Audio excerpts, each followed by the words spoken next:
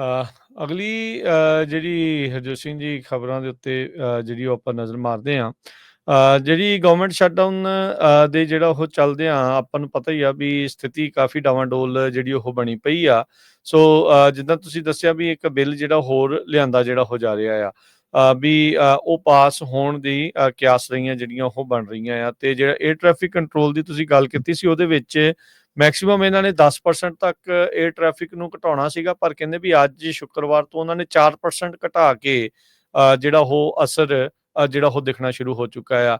ਇੱਥੋਂ ਤੱਕ ਵੀ ਕਈ ਜਾਣੇ ਜਿਹੜੇ ਉਹ ਕਹਿ ਰਹੇ ਸੀਗੇ ਵੀ ਭਾਈ ਮੇਕ ਸ਼ੋਰ ਕਰੋ, ਆਪੋ ਆਪਣੀਆਂ ਜਿਹੜੀਆਂ ਤੁਸੀਂ ਟਿਕਟਾਂ ਲਈਆਂ ਆ, ਆਪੋ ਆਪਣੀ 에ਅਰਲਾਈਨ ਆ ਉਹਦੇ ਨਾਲ ਰਾਬਤੇ 'ਚ ਰਿਹੋ, ਐਵੇਂ ਭੁਲੇਖਾ ਜਿਹੜਾ ਉਹ ਨਾ ਖਾ ਗਿਓ। ਕਈਆਂ ਦੀਆਂ ਫਲਾਈਟਸ ਆਬਵੀਅਸਲੀ ਕੈਂਸਲ ਤੇ ਡਿਲੇ ਜਿਹੜੀਆਂ ਇਸ ਦੇ ਵਿੱਚ ਹੋਣਗੀਆਂ।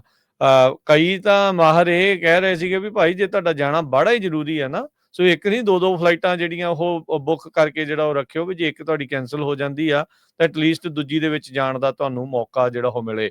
ਸੋ 2 ਪੇ check Harjot Singh ji air traffic controls miss ਕਰ ਚੁੱਕੇ ਆ, ਤੇ ਉਹਦੇ ਚੱਲਦਿਆਂ ਹੀ ਇਹ ਜਿਹੜੀ ਸਥਿਤੀ ਆ ਉਹ ਹੁਣ ਤੱਕ ਜਿਹੜੀ ਉਹ ਬਣ ਚੁੱਕੀ ਆ। ਸੋ ਇਹ ਕਦੋਂ ਤੱਕ ਸੈੱਟ ਹੋਊਗਾ, ਇਹ ਜਿਹੜਾ ਉਹ ਦੇਖਣ ਵਾਲੀ ਗੱਲ ਹੋਊਗੀ। ਅੱਜ ਜਿੱਦਾਂ ਤੁਸੀਂ ਕਿਹਾ ਵੀ 17ਵੀਂ ਵਾਰ ਇਸ ਦੇ ਉੱਤੇ ਇਹਨਾਂ ਨੇ ਬਿੱਲ ਦੇ ਉੱਤੇ ਵੋਟ ਜਿਹੜੀ ਉਹ ਪਾਉਣੀ ਆ, ਤੇ ਦੇਖੋ ਪਾਸ ਹੁੰਦਾ ਆ ਜਾਂ ਨਹੀਂ। ਸੋ ਕੰਟੀਨਿਊਏਸ਼ਨ ਰੈਜ਼ੋਲੂਸ਼ਨ ਆਊਗਾ ਜਾਂ ਪੂਰੀ ਫੰਡਿੰਗ ਜਿਹੜੀ ਉਹ ਹੋਊਗੀ, ਇਹ ਵੇਖਣ ਵਾਲੀ ਗੱਲ ਰਹੂਗੀ। ਪਰ ਰਿਕਾਰਡ ਜਿਹੜਾ ਇਸ ਟਾਈਮ ਲਗਾਤਾਰ ਐਵਰੀ ਡੇ ਜਿਹੜਾ ਉਸ ਦੇ ਵਿੱਚ ਵਾਧਾ ਹੁੰਦਾ ਜਾ ਰਿਹਾ ਲੌਂਗੈਸਟ ਸ਼ਟਡਾਊਨ ਦਾ।